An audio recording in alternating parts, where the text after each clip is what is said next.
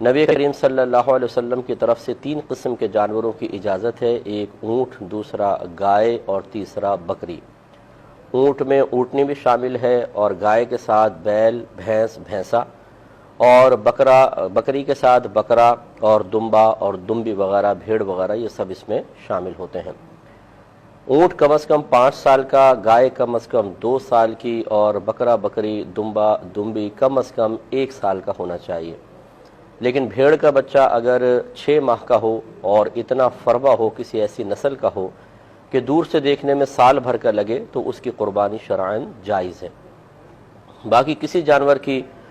کم عمر ہو، جو نصاب ایک عمر کا مقرر کیا ہے، تو اس کی قربانی نہیں ہوگی۔ یہ بھی یاد رکھیں کہ جانور کا عیب سے پاک و صاف ہونا ضروری ہے، تو جب بھی آپ جانور خریدنے کے لیے جائیں تو ذرا ترتیب سے اچھی طرح اس کو چیک کریں۔ مثلا اس کی ناک دیکھیں، کٹی ہوئی نہ ہو، اس کے دانت دیکھیں، ٹوٹے ہوئے نہیں ہونے چاہیے۔ اگر جانور بہت خوبصورت ہے، اچھا فربا ہے، ایک آدھ اس کا دانت ٹوٹا ہوا ہے تو چل جائے گا، خلاف سنت قربانی ہوگی لیکن بہرحال ہو جائے گی۔ فقہا نے فرمایا کہ اتنے دانت ٹوٹے ہوئے ہوں کہ خود چارہ نہ چبا سکتا ہو تو اس جانور کی قربانی نہیں ہوتی۔ اس کا مطلب ہے 1-2 دانت اگر ٹوٹے ہوں تو قربانی ہو جائے گی، لیکن خلاف سنت ہے۔ تو کوشش تو یہ ہونی چاہیے کہ تمام دانت مکمل ہوں،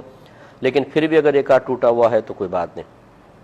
اسی طرح زبان کو چیک کریں، کٹی ہوئی نہیں ہونی چاہیے۔ آنکھوں کو چیک کریں، دونوں آنکھیں بالکل صحیح ہونی چاہیے۔ اگر کانا بکرا ہو کہ ایک آنکھ ہے ایک نہیں، یا اندھا بکرا ہے، تو اس کی قربانی نہیں ہوگی۔ تو ذرا تھوڑا سا اس کی اس طرح آنکھ کے قریب لا کے یوں کریں، اگر وہ آنکھ بند کرتا ہے تو اس کا مطلب ہے کہ اس کی آنکھ ٹھیک ہے، ورنہ ہمارے ہاں تو ماشاءاللہ ایک سے ایک ماسٹر لوگ ہیں، قربانی یہ بکرے کی آنکھیں بعض اوقات ضائع ہو جاتی ہیں اور اس میں نکلی آنکھ فٹ کی ہوتی ہے، تو یہ پتہ چل جائے گا اگر نکلی ہوگی تو حرکت نہیں کرے گا، چاہے آپ کتنی آنکھ کے قریب کریں، تو یہ ضرور چیک کر لیا کریں، بعض اوقات دھوکہ ہو جاتا ہے۔ کانوں کا مسئلہ یہ ہے کہ اگر کسی جانور کے پیدائشی کان نہ ہو تو یہ ایک عیب ہے، اس کی قربانی نہیں ہو سکتی۔ ہاں، بڑے چھوٹے سے کوئی فرق نہیں پڑتا۔ بعض بکرے ایسے ہوتے ہیں جو چھوٹی نسل کے ہوتے ہیں، ان کے ٹیڈی بکرے شاید کہتے ہیں، چھوٹے چھوٹے سے کان ہوتے ہیں، تو کوئی مسئلہ نہیں ہے، بہت لمبے کان ہوں یا چھوٹے ہوں، دونوں چل جائیں گے۔ لیکن مکمل طور پر اگر پیدائشی طور پر نہیں ہے تو پھر نہیں ہوگی۔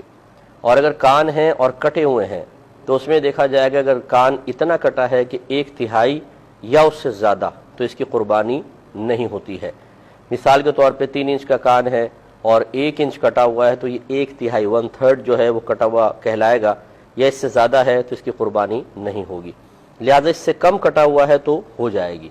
بعض اوقات ایسا ہوتا ہے کہ جانور بہت ہی اچھا ہوتا ہے اور تھوڑا بہت کان میں کچھ خرابی ہوتی ہے، یا جیسے یہ ریوڑ کے ریوڑ لے کر آتے ہیں تو بطور نشانی بعض اوقات کان میں سوراخ سے کر دیتے ہیں چھوٹا سا، تو اس کی قربانی ہو جائے گی، اگرچہ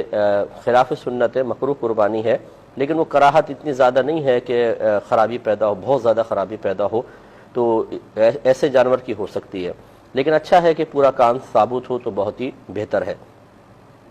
اس کے بعد سینگ چیک کر لیں۔ سینگ میں اور کانوں میں ایک بنیادی فرق یہ ہے، اگر پیدائشی کان نہ ہو تو قربانی نہیں ہوگی، لیکن اگر پیدائشی سینگ نہ ہو کسی کے تو قربانی ہو جائے گی، اس کو عیب نہیں شمار کیا گیا، کیونکہ سینگ ایک اضافی چیز ہے اور کان باقاعدہ ایک جسم کا عضو ہے، ایسا جو عضو ہے کہ جس کی وجہ سے حسن پیدا ہوتا ہے اور جانور یا انسان مکمل ہوتا ہے۔ سینگ ایک اضافی چیز شمار کی گئی ہے، تو اس لیے وہ زینت کے لیے گویا کہ کہہ لیں آپ، یا خاص کسی ضرورت کے لیے، جیسے جانوروں کو بعض کو اللہ تعالیٰ نے سینگ دیے تاکہ وہ اپنا دفاع کر سکیں۔ تو خلاصہ کلام یہ ہے کہ پیدائشی سینگ نہ ہو تو ہو جائے گی۔ اب اگر سینگ ٹوٹ گیا، مثال کے طور پر ٹوٹا ہوا ہے، تو یہ دیکھا جائے گا اگر جڑ سے ٹوٹا ہوا ہے تو پھر اس کی قربانی نہیں ہو سکتی، چاہے ایک ہی ٹوٹا ہو۔ ہاں، اگر جڑ سے نہیں ٹوٹا، اوپر سے ٹوٹا ہے تو اس کی قربانی ہو جائے گی، مگر خلاف سنت ہوگی۔ تو بعض اوقات یہ ایسا کرتے ہیں کہ جانور کے سینگ کاٹ کر اور اوپر سے اس کو گھس دیتے ہیں، گول سینگ کر دیتے ہیں، تو ایسے جانور کی قربانی بہرحال ہو جاتی ہے، اور بکثرت ایسے جانور منڈی میں آئے ہوتے ہیں، خصوصاً گائے وغیرہ جو ہیں وہ اس طرح کی ہوتی ہیں، تو ان کی قربانی ہو جاتی ہے لیکن خلاف سنت ہوگی۔ اگر پورے سینگ ہو تو بہت ہی بہتر ہے۔ ایک جانور کو اچھی طریقے سے چیک کریں۔ سینگ تک ہم پہنچے تھے کہ اگر پیدائشی سینگ نہ ہو تو قربانی بلا کراہت صحیح ہے، لیکن اگر اوپر سے ٹوٹے ہوئے ہیں تو پھر یہ دیکھا جائے گا اگر جڑ سے ٹوٹے ہوئے ہیں تو قربانی نہیں ہو سکتی، اور اوپر سے ٹوٹا ہوا ہے تو یعنی تھوڑا بہت جھڑ جاتا ہے یا کاٹ کے اس کو جیسے گھس دیا ہے، گول کر دیا گیا ہے، تو اس کی قربانی ہو جائے گی، لیکن خلاف سنت ہوگی۔ اور دم وغیرہ چیک کر لیں، بعض اوقات دم کٹ چکی ہوتی ہے اور اس کو جوڑا گیا ہوتا ہے ڈائٹ وغیرہ سے، یہ ذرا چیک کر لیا جائے۔ اس کے علاوہ اگر تھن والا جانور ہے، مثلا بکری ہے، تو دونوں تھن درست ہونے چاہیے، اور گائے ہے تو کم از کم 3 تھن صحیح ہوں۔ ایک اگر خراب ہو تو اس کی قربانی ہو جائے گی، خلاف سنت ہوگی لیکن ہو جائے گی۔ لیکن اگر 2 تھن خراب ہیں مطلب گائے کے، تو پھر اس کی قربانی نہیں ہوگی، اس لیے تھن بھی چیک کر لیے جائے۔ اس کے علاوہ چلا کر تھوڑا سا دیکھ لیں جانور لنگڑا نہ ہو۔ ویسے تو اتنا لنگڑا جانور کہ خود چل کر قربان گاہ تک پہنچ سکے، چارہ کھانے کے لیے جا سکے، اس کی قربانی جائز ہوتی ہے، لیکن مکروہ ہوگی۔ یہ لنگڑا ہے، مکروہ ہوگی۔ لیکن اگر اس سے زیادہ ہے، جیسے ابھی بتایا کہ چل ہی نہیں سکتا ہے، وہ بالکل ایک ٹانگ اٹھا کے کھڑا ہو گیا ہے اور اس کے لیے چلنا دشوار ہو گیا ہے، تو یہ ایک بڑا عیب ہوتا ہے، اس کی قربانی نہیں ہو سکے گی۔ تو ذرا چلا کر دیکھ لیا جائے، بہت ہی اچھا ہے۔ تو یہ کچھ عیوب اور نقائص اچھی طریقے سے چیک کر لیے جائے۔ اب مثال کے طور پہ بعض اوقات ایسا ہوتا ہے، ہم جانور لے کر آتے ہیں، گاڑی میں چڑھاتے ہوئے یا گاڑی سے اتارتے ہوئے جانور بدک جاتا ہے، پریشان ہوتا ہے، اور اس میں اس کو چوٹ لگ جاتی ہے، بعض اوقات کھال چھل جاتی ہے، تھوڑی چر جاتی ہے، بعض اوقات کھر اس کا تھوڑا سا اکھڑ جاتا ہے، ٹانگ میں چوٹ لگ جاتی ہے جس سے وہ تھوڑا سا لنگڑانے لگتا ہے۔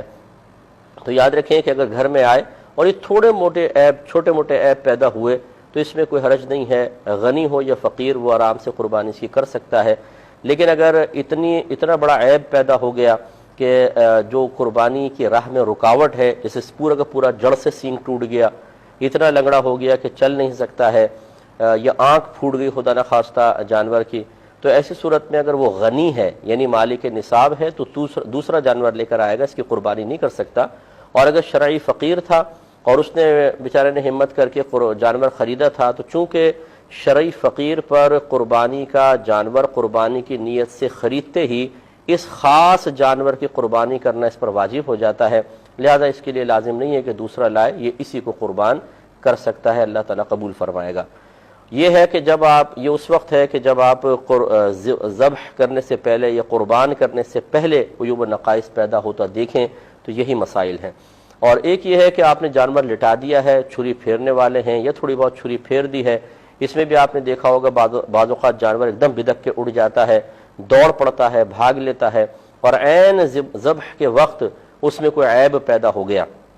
مثلا اچھلا بہت ایک دم چھری پھیرتے اچھلنے لگا اور اس سے سینگ ٹوٹ گیا مثال کے طور پر، تو چاہے یہ غنی ہو یا فقیر، اس جانور کی قربانی دونوں کے لیے شرعاً جائز ہے کہ بوقت ذبح جو عیب پیدا ہوتا ہے وہ معاف ہوتا ہے کہ اب بالکل آخری وقت ہے، تو اس کے لیے اس کی قربانی دونوں کے لیے شرعاً جائز ہے۔ ہاں اگر کوئی بہت مالدار آدمی ہے، صاحب استطاعت ہے اور صاحب ہمت بھی ہے، دل بڑا ہے، تو اگر وہ اس جانور کو کہے کہ نہیں چاہے یہ قربانی کے وقت میں اس کو نہیں قربان کرتا، دوسرا لاؤں، تو یہ نور علی نور ہے، اللہ تعالیٰ اس کو مزید برکات سے انشاءاللہ نوازے گا۔